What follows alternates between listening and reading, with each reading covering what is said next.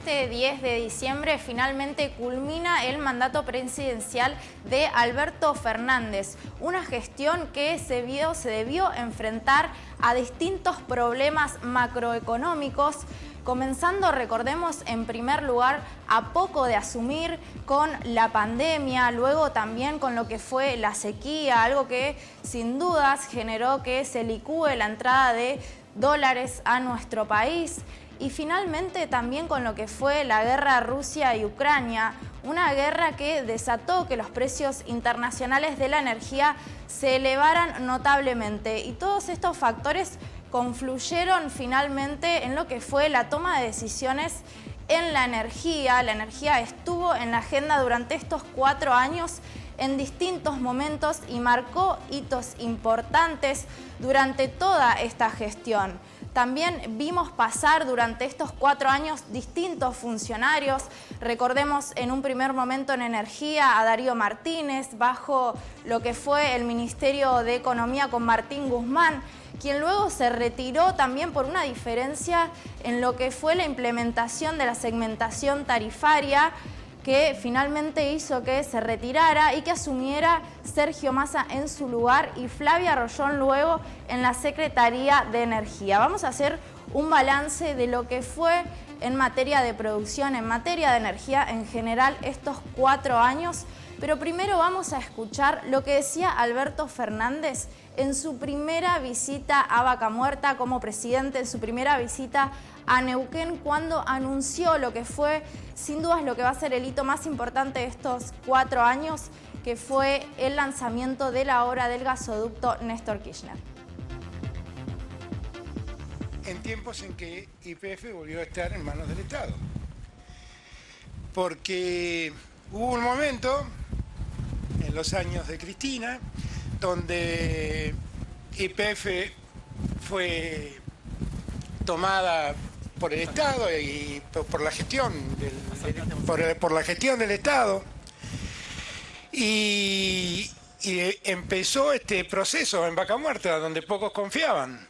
Los años donde dijo aquella famosa frase de Omar: esta vaca muerta está más viva que nunca, y pocos creían.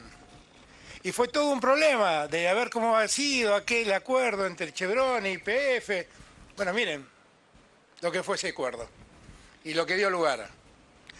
Ahora, se podía pensar en una YPF pujante, creciente, que también sirviera como empresa testigo para los precios de la energía, o podía pensarse en una empresa declinante que se diera espacio a otros intereses, como fueron los 4 años que precedieron nuestra llegada al gobierno. En los 2 casos estuvo en manos del Estado, pero en un caso hubo una política y en otro caso hubo otra. ¿Y qué es lo que estamos nosotros haciendo hoy? Poniendo en valor algo muy importante para el desarrollo de la Argentina. No hay posibilidad de que la Argentina se desarrolle sin industria, no hay posibilidad de que la industria crezca sin energía, y no hay posibilidad de que esa energía salga de otro lugar que no sea del suelo argentino.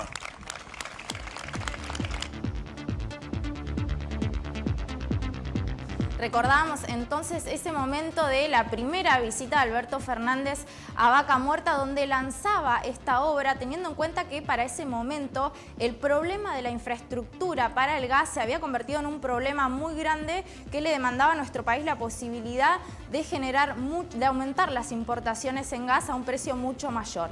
Y vamos a ver en placas cómo finalmente se fue este balance de estos 4 años de gestión en distintos temas. Empezamos por la producción de petróleo. Durante estos 4 años la producción de petróleo creció un 22%, y esto tuvo que ver en gran parte gracias a Vaca Muerta. Como vemos acá, la producción neuquina aumentó un 70%. La producción convencional fue la que bajó y la que aumentó fue la producción no convencional. En materia de exportaciones, más de 166% fue lo que crecieron las exportaciones, y en parte uno de los hitos que tuvo que ver con esto fue la reactivación del oleoducto OTASA, este oleoducto que sale desde Rincón de los Sauces y llega hacia Chile, uno de los factores que contribuyó a aumentar las exportaciones.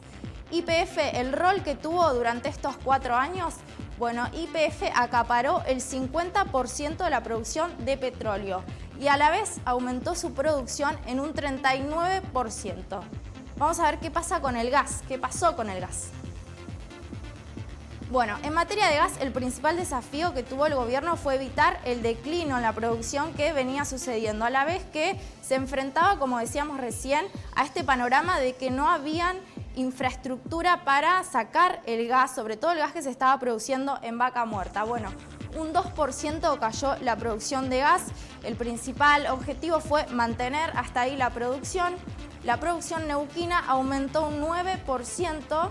Las exportaciones, por otro lado, aumentaron un 27% y las importaciones de gas, sobre todo lo que tiene que ver con el GNL, disminuyeron un 26%. Aún así se mantuvieron bastante altas, generando un gasto muy importante para las arcas del Estado. Vamos a ver qué pasó con los combustibles, porque si recuerdan fueron años complicados. Nico, ¿te acordás las colas también por la falta de gasoil? Hace no mucho tiempo atrás, Laura, de hecho, ¿no? Hace también. muy poquito tuvimos uno de los inconvenientes, pero también el año pasado, para las fiestas, para esta época precisamente, se enfrentó nuestro país al mismo problema, la falta de gasoil. Lo que decían es que en gran parte este problema se generó por la gran demanda que había de gasoil. Se le echaba la culpa al campo en un momento, ¿te acordás? Sí, en realidad lo que se decía es que había aumentado la cosecha y que esto había generado muchísima demanda también a los vehículos de patente extranjera que cargaban en la zona de frontera, teniendo en cuenta que el precio era muy barato en comparación con los países limítrofes. Y en este sentido, y aquí se enfrentó esta disyuntiva, la refinación creció un 14% en las refinadoras de nuestro país. Pero las importaciones de combustible, por esto que decíamos recién, crecieron un 35%. Y esto obviamente generó un gasto mucho mayor al esperado. Vamos a ver qué pasó también con el tema de la energía eléctrica, porque aquí se presenta uno de los mayores problemas durante estos 4 años. El precio estacional de la energía para el usuario bajó un 17%. Sin embargo, el costo de la energía aumentó un 15%. ¿Cómo se solventó esta diferencia de que el consumidor pague menos, pero que el costo de la energía sea mayor? Con subsidios, algo que se implementó a través de la segmentación tarifaria, pero que ya se venía implementando en los años anteriores de otras maneras. Bueno, los subsidios en estos 4 años a la energía crecieron un 76%.